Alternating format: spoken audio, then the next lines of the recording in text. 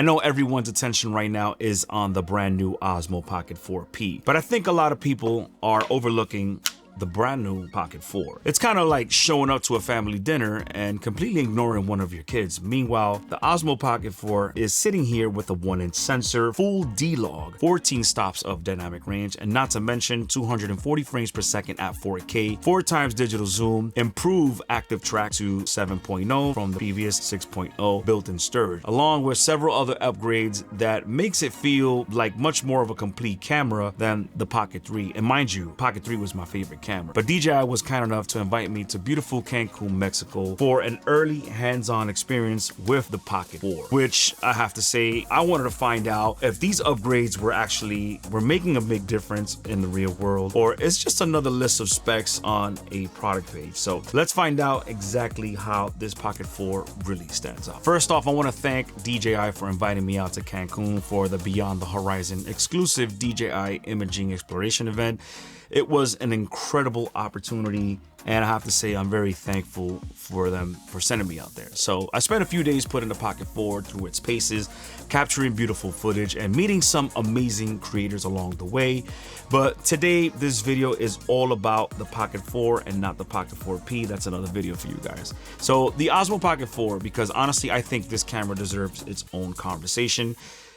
There's a lot of things here that we need to talk about. So my first impression was that DJI didn't try to reinvent what made the Pocket series so popular. It's still small, it's still fast, and yes, it still fits right in your pocket.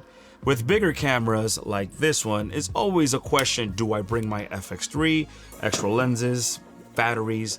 No. So one of the first things that stood out to me was the image quality. With the brand new 1-inch sensor, it delivers clean images, natural colors, great looking skin tones, and an impressive highlight retention. Now, one thing I should mention, DJI did not provide us with any ND filters during the event, so every clip you are seeing was shot completely on auto mode.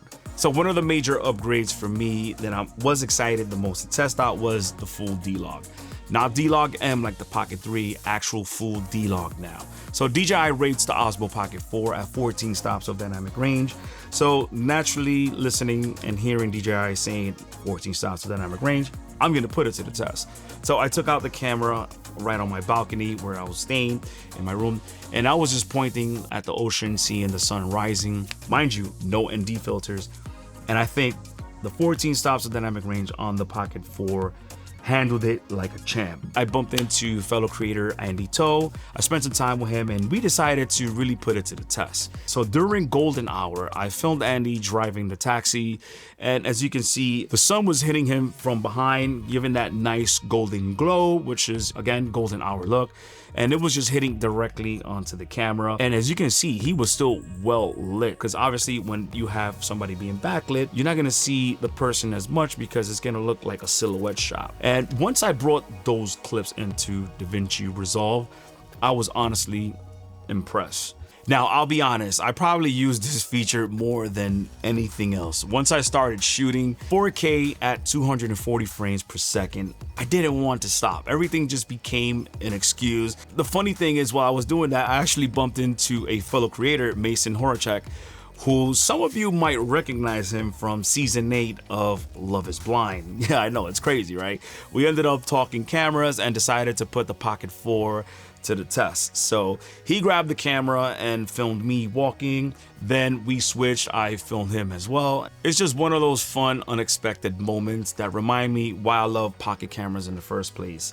So another feature I was really impressed with was the ActiveTrack 7.0 from the 6.0 of the Pocket 3. If you're someone who creates content alone, this is a huge deal.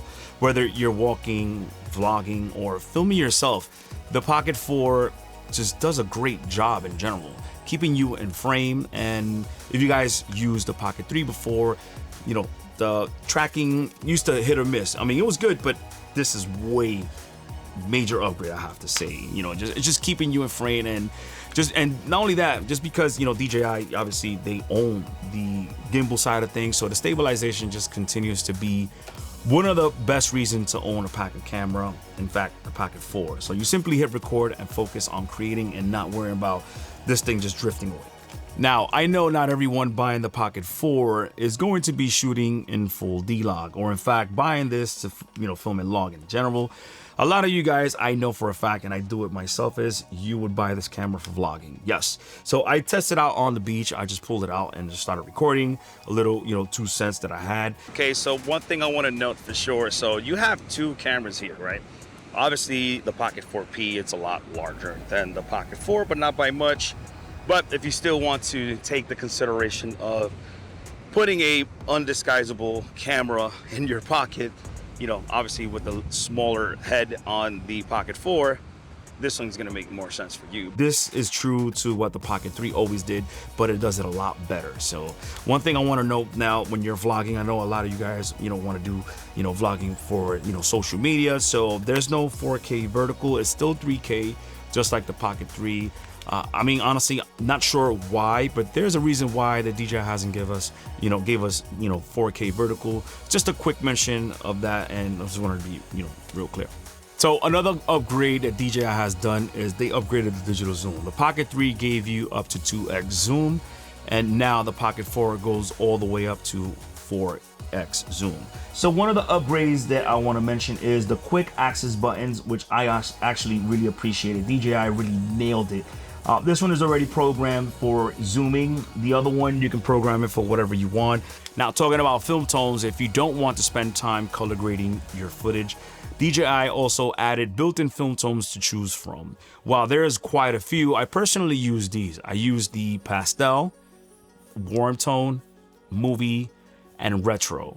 So each one gives you your footage its own personality, and it looks amazing straight out the box. But just a reminder, these looks are baked into your footage. So once you choose one, you are completely committed to that look. There's no turning back. But personally, I still prefer shooting, in D-Log, but it's nice having, both options. One accessory that surprised me was this magnetic fill light. Now it just simply snaps onto the camera, no extra battery, no extra cables, and it just pulls power from the camera, and it actually extends too, which is pretty cool.